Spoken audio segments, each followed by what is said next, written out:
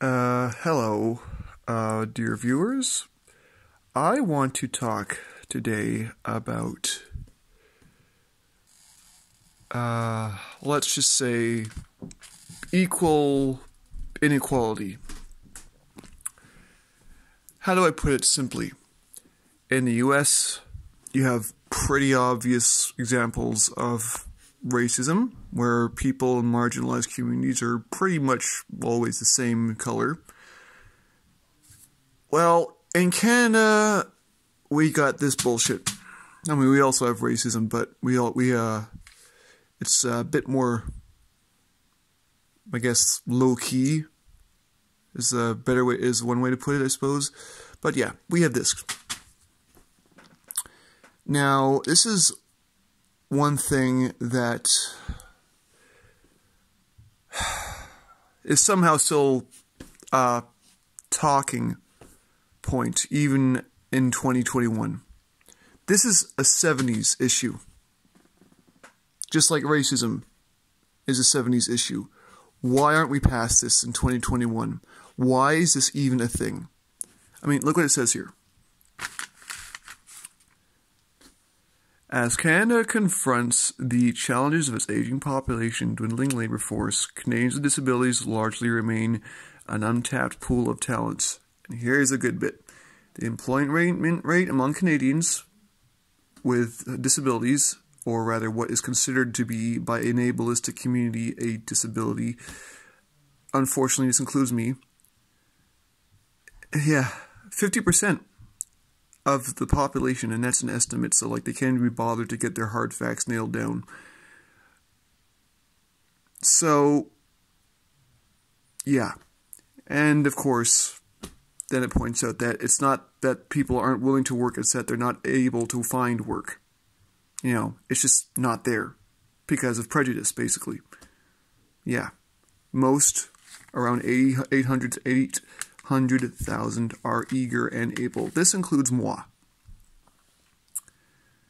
And clearly I'm eager and able because I can do this. So, yeah. Within this sizable majority, surprise, surprise here, nearly half possess some form of post-secondary education. That also includes me. No thanks to Mohawk College. Yeah, and of course it's through misconceptions surrounding ability and skill level often deter employers from seeking out these candidates. Now, here's a problem I have with this article. I mean, one, it's even a talking issue after this so long, but two, yeah. Where's a bit about dwindling labor forces? Oh yeah, this bit right at the beginning. See, this is why all of a sudden this is becoming a big issue, because labor force is dwindling. So you know it's a classic case of you're in until you're out, and you're out until you're in. So all of a sudden we have a labor shortage. So now they need people with, quote, talent and the ability / willingness to work, unquote. And I would presume, because we're dealing with people who've been marginalized their entire life, willing to, one of the main reasons why this is suddenly becoming an issue is that because no doubt employers would assume that some of these people, like me, would be willing to work for a pittance because, hey, look, we're finally being accepted. You know, and that they'll decide that this is a perfect way to take advantage of an untapped labor pool.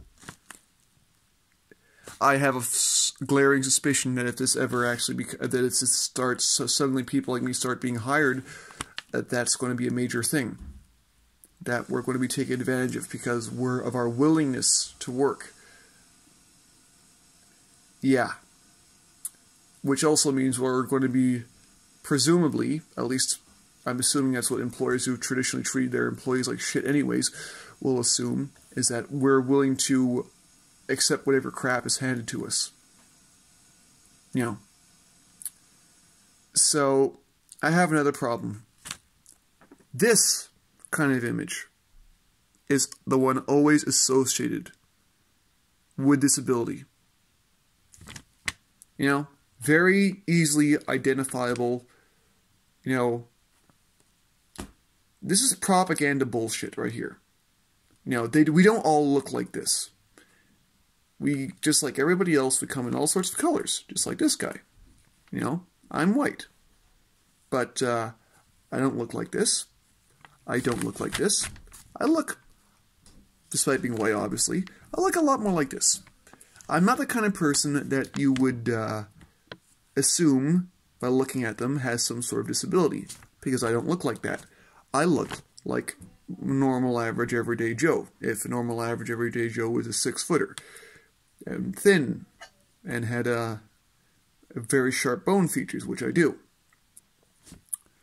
So, you know, this is what I look like. Not this. So, when most people in this country are talking about disability, unfortunately, I think the majority of the time they're talking about this. Not the invisible people that look like everybody else, like me. Yeah, or they're talking about this. You know, convenient. You know, so basically, I think that they're probably going to be looking, at least especially at first, you know, for obvious, and I'm going to use a term that a lot of people are going to not like, but I don't care, because it still applies here. Charity cases. Notice the heavy emphasis on sarcasm when I use the word charity cases here. I don't believe in charity cases. But, you know, they're going to be looking for guys that look like this because it's obvious. Therefore, it makes X corporation look better to hire people like this and use them as propaganda on how inclusive they are, for example, or somebody like this, than it does to employ somebody with a disability who looks like me, who's not immediately identifiable. You know, I don't want to be anybody's charity case. I don't want to be anybody's propaganda piece. I just want to be treated with the same respect and courtesy that anybody else should expect. You know, well, a bit more than that, obviously, because I have my own distinct set of needs. But point is, everybody has their own distinct set of needs. The difference between what makes somebody a disabled or abled is not that they need this or that they look like this. It's that our needs, for some reason, have been determined to be of lower priority than other people's needs. Everybody has their own special needs. You know, time off from work, you know, maternity leave, you know, smoke breaks, heaven help me, you know, I mean, not that I'm saying smoke breaks are legit, I'm just saying it's an example of special needs, you know. So, yeah. No need should be considered or categorized as special. That's bullshit. That's complete poppycock.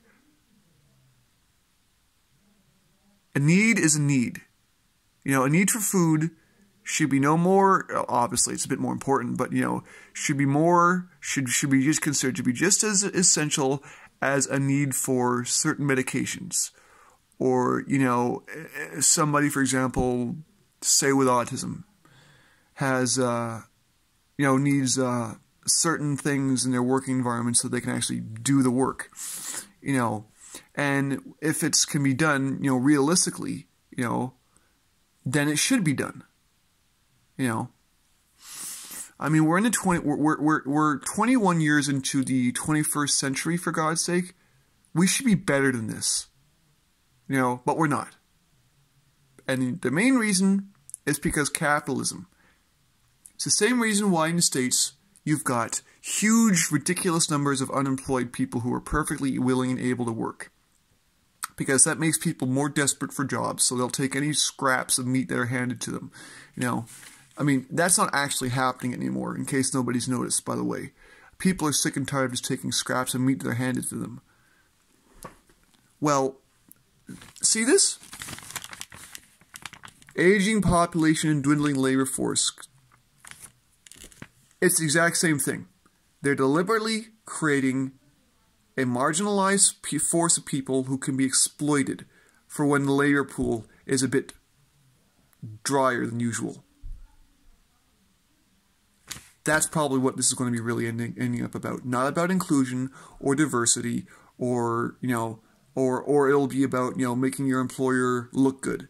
Hey, look, we're good people. We hired this guy who needs all these extra supports and everything, blah, blah, blah, blah, blah. That's why somebody like me, who's completely capable of speaking up for themselves, for himself, doesn't get hired. Because I do not make good propaganda. I don't look like this, and I don't look like this. I look like a normal person. And worst of all is I have my own opinions. Heaven for bloody bit. I'm an employer's worst nightmare. I'm any authority figure's worst nightmare, actually. I have opinions. I'm not afraid to voice them. Doesn't mean I don't know restraint. It just means that when I see bullshit, I call it out. If that's a disability, then that's because we live in a society built on authoritarianism and unquestioning, and where people are just expected to, just put up with whatever crap they're handed and shut up and get on with it. Well, those days are over. Look what's happening in the States. How long before it spreads to Canada? The United States, unless something very dramatically shifts in probably the next few years, max, it's doomed. It's on a very obvious downward spiral into self-destruction and irrelevancy. Its economy is already in a tank, or is already in the tank. I mean, look what's happened with Texas.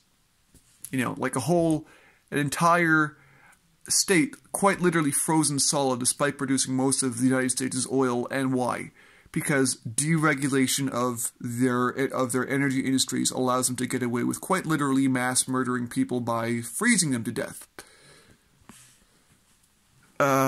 So yeah, and it's not even the first or second time it's happened in Texas. This is the third time it's happened in Texas. It's happened roughly once every 10 years.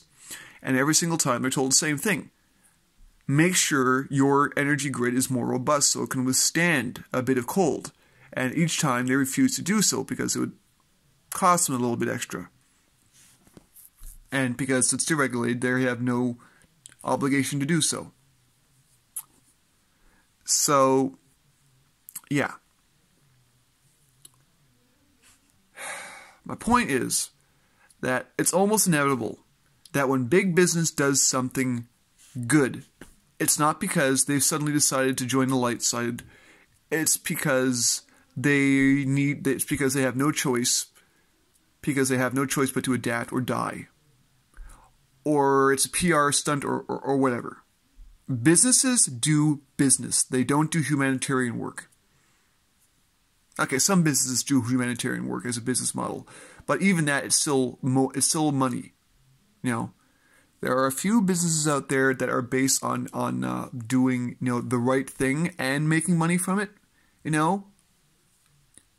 But the way the world works right now, at any rate, is that you can't do business. At least that's what they want you to believe, is that you can't do business and make money, or at least make a profit. Well, that's nonsense. You treat your employees right, they'll pay you back for it. Both in terms of profit and in terms that equal better profit. Sure, it may not be the instant kind of profit that you see from organizations that are willing to strip mine, pensions and that sort of stuff, and completely discriminatory practices, environmental destruction, that sort of thing. It's not fast cash, but it's long-term survivability. And those kind of groups are going to stay, and the traditional predatory globalist capitalist type of model is going to die a slow, or maybe not so slow, depending on how far they're willing to go, and painful death. Definitely painful for a lot of people, especially the ones caught in the crossfires, in the crossfire. But yeah, until corporations, conglomerates, and the government. And this also includes schools, because let's be realistic here, most schools are for profit. Especially the big institutions like universities and whatnot. They take research grants from all sorts of dodgy people, to make a profit.